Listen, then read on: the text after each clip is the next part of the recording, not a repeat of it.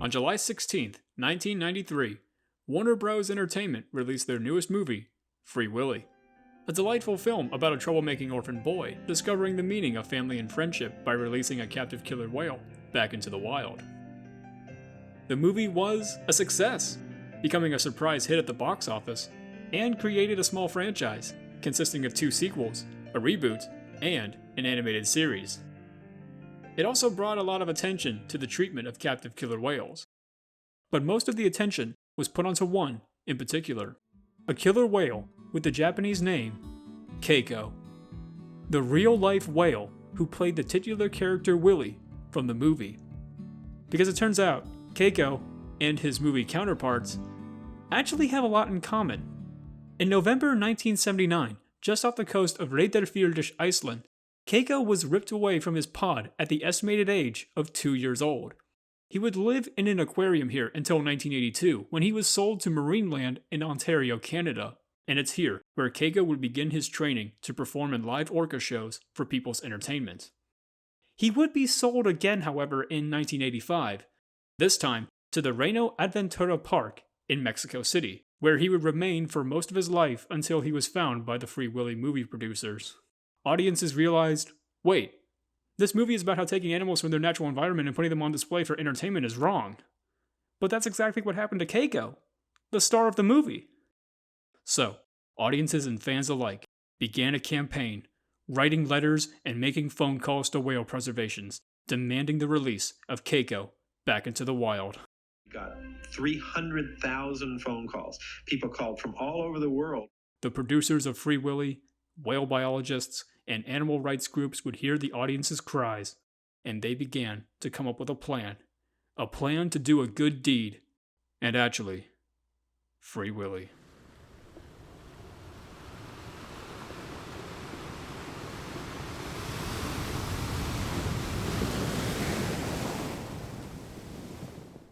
So, here's the plan. Take Keiko from his pen in Mexico City and release him back into his native waters of Iceland. But that's easier said than done, because before they can do that, Keiko needs treatment. During his time in Mexico City, Keiko's health had declined. He had developed a weakened immune system, a drooped dorsal fin, was extremely underweight, and had contracted papillomavirus, causing lesions to develop all over his skin. His living conditions in Mexico City were not great either. He lived in a small tank filled with fresh water mixed with chlorine, not salt water. And the environment he lived in was hot and dry, not the kind of environment that killer whales are used to. Keiko also lacked the instincts of a wild killer whale. He didn't know how to hunt for food, he couldn't dive more than 20 feet, and he couldn't hold his breath for longer than 3 minutes. If Keiko ever wanted to be released back into the wild, he would need to be in peak physical condition, and would have to be rehabilitated to learn how to live like a wild whale again. But before they can do that, Keiko needs a new home. His habitat at Reno Adventura was not going to meet the needs for Keiko's rehabilitation. Whale biologists and animal rights groups needed to build a new habitat for him, one that would treat his ailments and match the conditions of the ocean. They spent the next year spreading awareness about Keiko and their goal to release him back into the wild. Many calls were made to aquariums and marine sanctums all over the world to help Keiko with his recovery and build him a new home. Because if they don't start working on his recovery soon, Keiko could die from his conditions. It wouldn't be until November 1994 when they got the attention of Free Willy's own movie studio, Warner Bros., who, after hearing about audiences' ambition to see Keiko be released, decided to come in and help out. They collaborated with the International Marine Mammal Project to create the Free Willy Keiko Foundation, and with the foundation set, they soon found a place that would take Keiko in, the Oregon Coast Aquarium in Newport.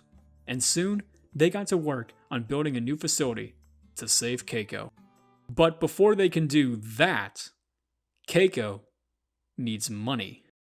Releasing Keiko back into the wild was not going to be a cheap project, and the foundation needed lots of money if they wanted to treat Keiko and let him go free.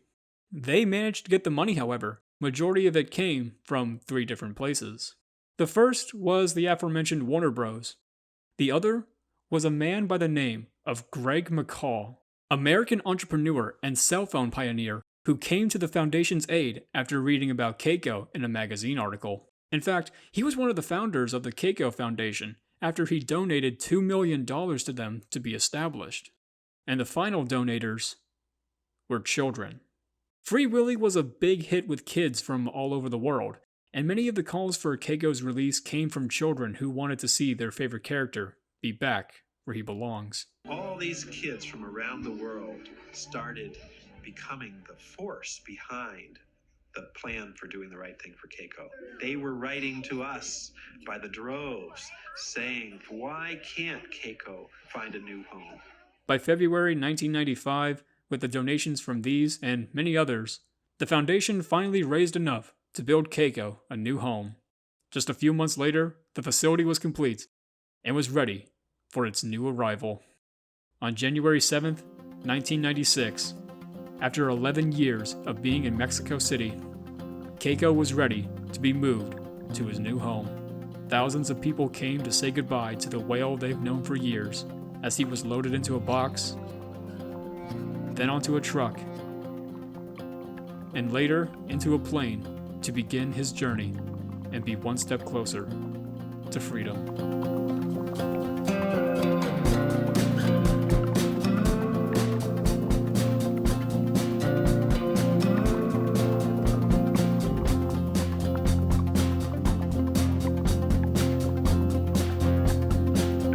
How's Keiko adapting to his new home there in Oregon? You're doing just beautifully. Over 2 years of treatment go by, and Keiko is healthier than he's ever been. His lesions are gone, his immune system is stronger, and he's now the proper weight of a wild killer whale. He's also learned how to hunt for his own food, and how to hold his breath for longer periods. And after going through training to be untrained, his reliance for humans has begun to shrink.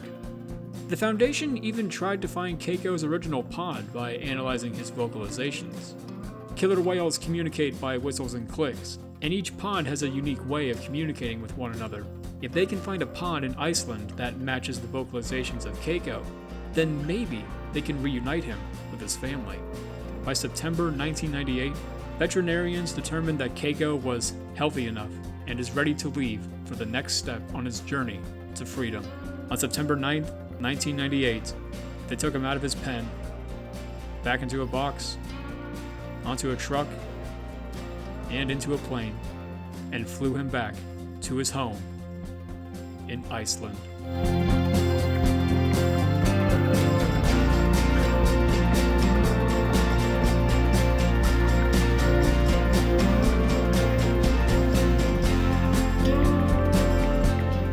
But Keiko isn't going to be free just yet. He still has much more to do. The Keiko Foundation took him to Klettsvik Bay in the island of Vestmannaeyjar, Iceland, where they had turned the entire bay into a walled-off sea pen the size of an American football field. Here, Keiko would begin his final years of training. He would begin to adapt to Iceland's environment where he will spend the rest of his life, and be let out into the open ocean for swims, first under the watchful eye of his caretakers in boats and helicopters, but slowly progressed to him swimming out on his own, unsupervised, before coming back to his pen. During his time here, Keiko was heard communicating with and even swimming with other wildlife in the area.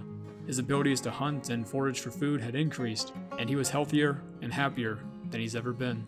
Soon, Keiko will be ready to be released back into the open ocean, and the Foundation will have done a good deed by releasing him back into the wild.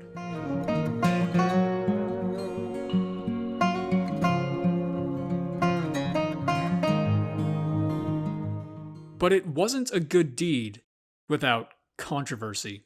At this point in time, it's 2002, and Keiko has been in captivity for over 20 years, having all of his basic necessities done for him by humans.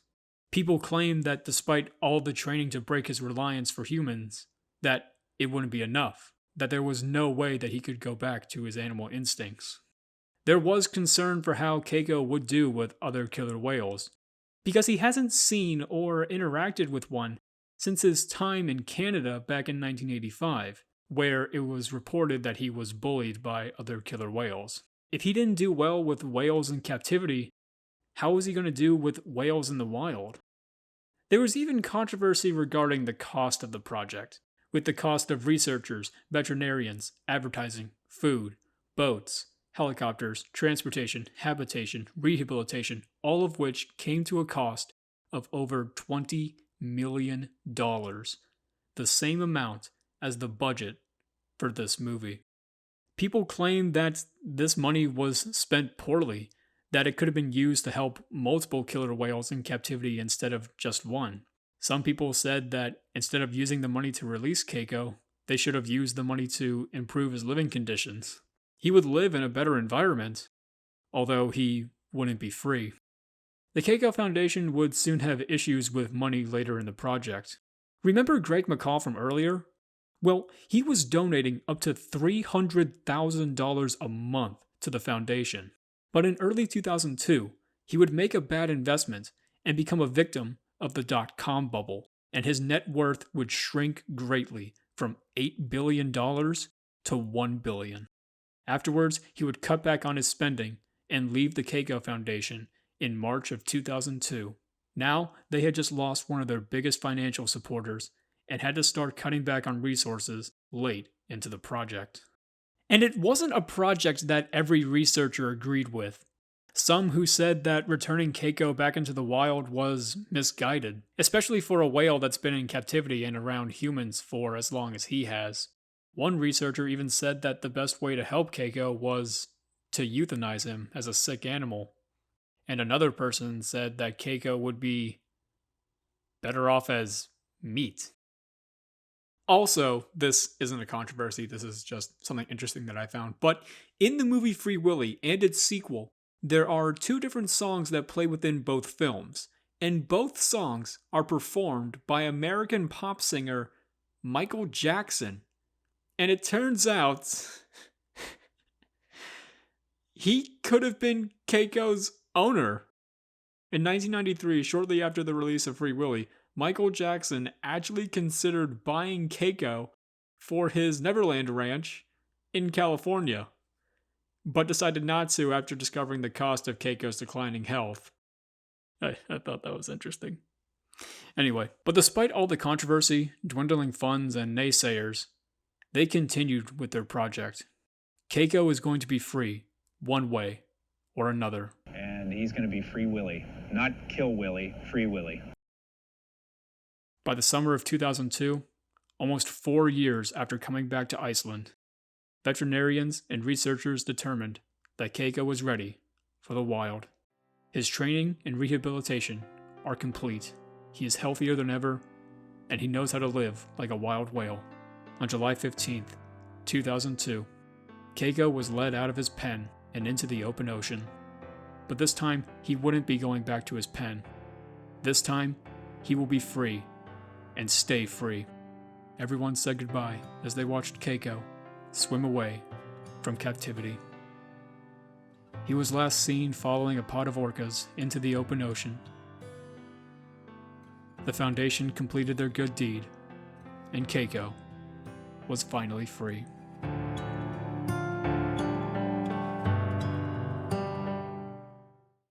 But how did Keiko do on his own? Well, before he was released, researchers placed a tracker on him so they can see where he was going. Throughout the month of July and August, Keiko spent most of his time in and around the waters of Iceland, until he got out of range for the tracker and disappeared for a little while. It wouldn't be until September 2nd, 2002, when Keiko would reappear swimming freely off the coast of Skalvik Fjord in Norway, 900 miles from where he was originally released. Researchers from the Foundation would move from Iceland to Norway to conduct tests on Keiko. They determined that despite Keiko suffering from mild stress and exhaustion, that he had been eating well and was perfectly healthy.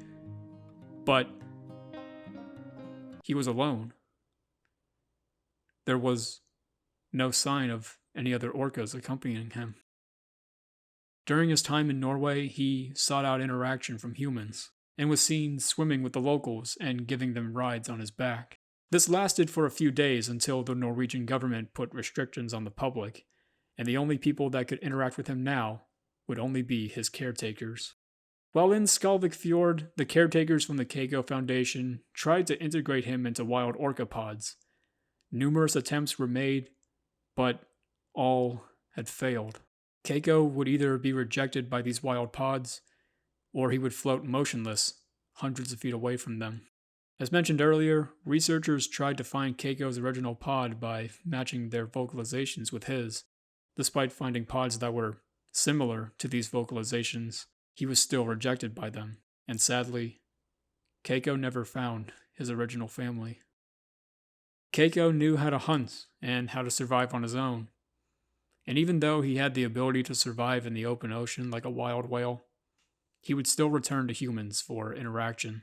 His caretakers would still watch over him, feed him, and take him out on swims, but they wanted him to live free like he should.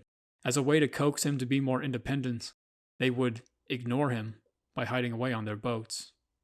This didn't work, however, as he thought they were playing a game, and he would wait for them to stop playing. Despite all their efforts, they couldn't get Keiko to live with his own kind. The Foundation continued to take care of him like they did back when he was in the aquarium, and still tried to integrate him into the wild. This would go on for over a year, until December 12th, 2003, when Keiko was found floating in Taknes Bay in Norway. But he wasn't swimming freely. In fact, he wasn't swimming at all. Keiko was dead. The cause of death was pneumonia. That same day, Keiko's caretakers began a funeral for the whale they spent years to free. The event and location of the funeral was done in secret to avoid a media circus. A hole was dug for him close to where he died. He was placed inside to be buried, and Keiko was laid to rest.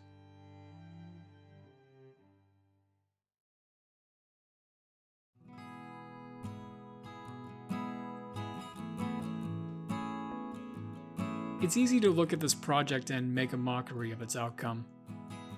But the end goal was to release Keiko back into his native waters. And they succeeded. He lived a better, healthier life. Was born in the wild, became a star in a beloved movie, touched the hearts of millions, and with the help of fans from around the world, got to be released back into the wild, and died in the wild. And even though he might not have been integrated into a wild pod, he was surrounded by people who cared for him, loved him, and would do anything to see him where he belonged. Could the project have been done differently? Could the money have been spent differently? Maybe. But in the end, Keiko got a taste of what freedom was like, which is a lot more that can be said than other captive whales. And it only would have happened to Keiko, because Keiko was different. Keiko was a lucky one.